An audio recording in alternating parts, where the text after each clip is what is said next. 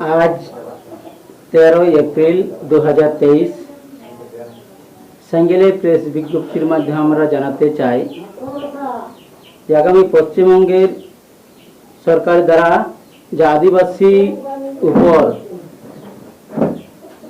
অবমাননা, লাঞ্ছনা, অপমানিত করার যে দিনের পর দিন ঘটনা ঘটে চলেছে, যেমন 11 নভেম্বর 2022 সালে অখিল গিরি, যিনি কারামন্ত্রী, আদিবাসীদের উপর কুরুচিকর মন্তব্য করেছিলেন, যা ভারতের রাষ্ট্রপতি দ্রৌপদী মুর্মু ওনার চেহারার উপর কেমন চেহারা এই মন্তব্য পেশ করেছিলেন। ঠিক তেমনি 17 ফেব্রুয়ারি 2023 শোভনদেব চট্টোপাধ্যায়, ইনিও মন্ত্রী, তিনি আদিবাসীদের বহিরাগত বলেছেন, পরিযায়ী বলেছেন, কিন্তু ভারতের সুপ্রিম কোর্ট রায় দিয়েছেন আদিবাসীরা ভারতবাসী এবং স্থায়ী বাসিন্দা আদিবাসিন্দা, এটা প্রমাণ হয়ে এসেছে।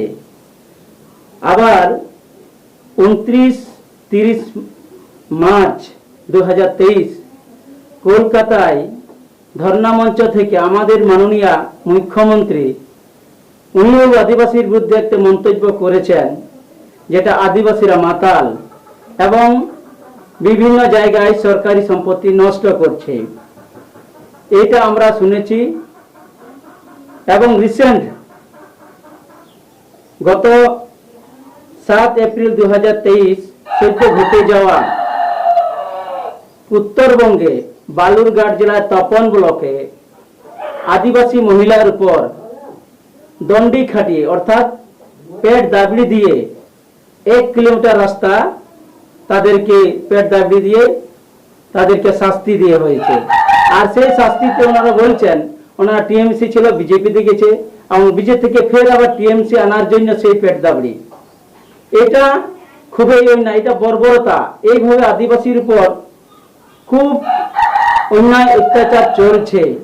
এটাতে প্রমাণ করছে যে আদিবাসী বিরোধী সরকার তৃণমূল সরকার, এরা মহিলা বিরোধী, দিনের পর দিন আদিবাসীর উপর এরকম অত্যাচার চালাচ্ছে।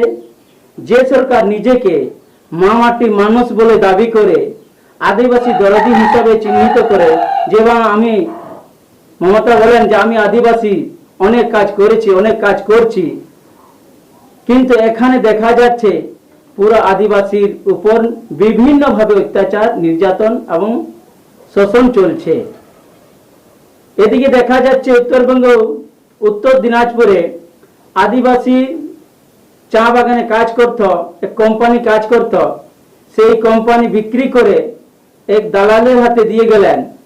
সেই দালাল কিন্তু আদিবাসী যারা কাজ করতেন তাদের সেই জায়গায় কাজ করতে দিচ্ছে না। আমরা জানি সরকারে যখন কোম্পানি বিক্রি করে যায় সেটা সরকারের হাতে চলে যায়, আর সরকার সেটা মেনটেন করবে।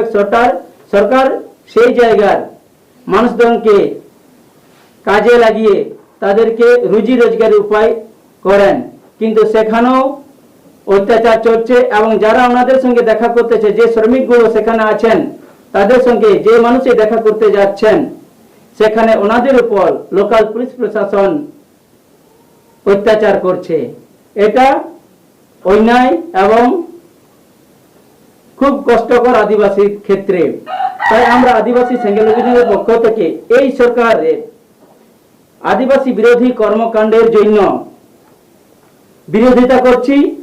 আর আদিবাসী সংবিধান অধিকারের ন্যায় আর লক্ষ্যে আগামী 17 এপ্রিল 2023 সকাল 6টা থেকে সন্ধ্যে 6টা পর্যন্ত 12 ঘন্টার বাংলা বন্ধ ঘোষণা করছি। এটা আমরা বাংলা বন্ধ ঘোষণা করছি। এবং এর সাথে সাথে আমরা যে বন্ধের মাধ্যমে সরকারকে বার্তা দিতে চাই, নম্বর 1, 17/4/2023 দক্ষিণ দিনাজপুর জেলার বালুরঘাট শহরে আদিবাসী সাঁওতাল মহিলা ঠাকুরান সোরেন, শিউলি মারন্ডি, মার্টিনা কিসকু প্রকাশ্যে রাস্তার উপর 1 কিলোমিটার পথ দণ্ডি খাটানো হয়। যারা এটা নেতৃত্ব দিয়েছিলেন, এরা মহিলা বিরোধী, আদিবাসী বিরোধী, অবমাননা করেছেন আদিবাসীকে, চরম নির্দর্শন আর মানবাধিকার অধিকারের আক্রমণ। এই ঘৃণা কাজের প্ররোচনাকারীদের উপর অবিলম্বে আইনগত ব্যবস্থা নেওয়া হোক। দ্বিতীয়, উত্তরবঙ্গ অর্থাৎ উত্তর দিনাজপুর জেলার চপড়া ব্লকে আমবাড়ি, লধাবাড়ি কলোনি, হসপিটাল, পিয়ারিলাল টি কোম্পানি প্রাইভেট লিমিটেড নামক বন্ধ চা বাগানের কর্মহীন আদিবাসী শ্রমিকদের আর্থিক সহায়তার ব্যবস্থা করতে হবে। বাগানে অবস্থানরত আদিবাসীদের উচ্ছেদ করে জোরপূর্বক জমি দখল করার কাজে পুলিশ প্রশাসনকে নিরপেক্ষ ভূমিকা পালন করতে হবে। চপড়া থানার আইসি দ্বারা আদিবাসীদের উপর আইনি ন্যায় পাওয়ার বঞ্চনা, মিথ্যা মামলা, ফাঁসানোর মতো হুমকি অবিলম্বে বন্ধ করতে হবে আর উক্ত আইসির উপর আইনিগত ব্যবস্থা গ্রহণ করতে হবে। 3, পশ্চিমবঙ্গ সরকার দ্বারা প্রদত্ত ও আদিবাসী সমস্ত ফেক এসটি সার্টিফিকেট অবিলম্বে বাতিল করতে হবে এবং ফেক এসটি সার্টিফিকেট ধারকদের উপর আইনি ব্যবস্থা নিতে হবে।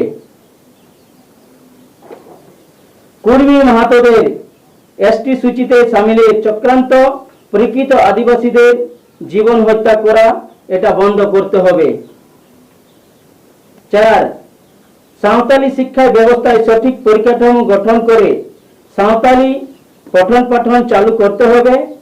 সাঁওতালি মিডিয়ামে গত উচ্চ মাধ্যমিক পরীক্ষায় 16 জন মাধ্যমিক পরীক্ষা সাঁওতালি মিডিয়ামে ছিল, কিন্তু তাদের সাঁওতালি কোশ্চেন না পাওয়ায় তাদের খুব অসুবিধার মধ্যে সম্মুখীন হতে হয়। এনাদের যেন নির্দিষ্ট তদন্ত করে ব্যবস্থা নেওয়া হোক। 5, আদিবাসী সাংবিধানিক অধিকার, জল জঙ্গল জমিন এর অধিকার থেকে বঞ্চিত করা বন্ধ করতে হবে। আদিবাসীদের মারঘাটি, শ্মশান, জাহের থান, মাঝি থান, বিভিন্ন আদিবাসী আইন যেটা আছে, আদিবাসীদের ভূমির আইন 2006, বড় জল জঙ্গলের অধিকার যেটা আছে সেটা তাদেরকে রেকর্ডভুক্ত করতে হবে তাদের, আর সুনিশ্চিত করতে হবে। এটা আমাদের দাবি। এই দাবির পরিপ্রেক্ষিতে আমরা এই বাংলা বন্ধ ডেকেছি আগামী 17 এপ্রিল 2023। নমস্কার, আমার নাম গণেশ চন্দ্র মুর্মু, পুরুলিয়া জোনাল প্রেসিডেন্ট। আচ্ছা, বলছিলাম সেদিনকে আপনারা কি পথে নামবেন? না, আমরা সেদিন বাংলা বন্ধ দেখেছি।